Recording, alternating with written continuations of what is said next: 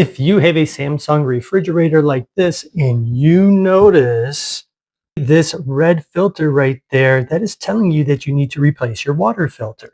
That water filter is located right inside your refrigerator, right here in between the two trays down low. Now that light is going to turn red like that and indicate that you need to change your filter about every 6 months. It can be a little bit pricey getting the Samsung version of those. I got these aftermarket ones here from Pure Plus. You can see that I got a 4-pack. And the reason being is if you're just going to buy 1 or 2, it is really not that much more expensive to just go ahead and get a 3 or 4-pack. And then I'm going to be set for a good while. Now to remove this, all you're going to do is turn it counterclockwise about a 180-degree turn, and it is going to pull right out.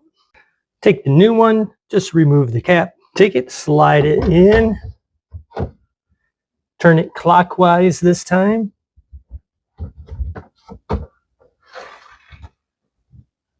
and that is all you need to do. You're going to notice that your filter light is still on even after you replace it. Look for your reset button. Mine is right here. Press it and hold it for 3 seconds. Now there is easy to follow instructions right here on the side of the box.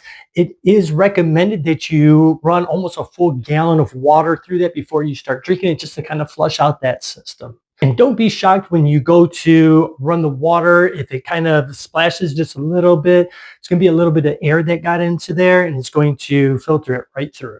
I hope this answered some of your questions about these replacement water filters for a Samsung fridge. They work perfectly fine and are very easy to use.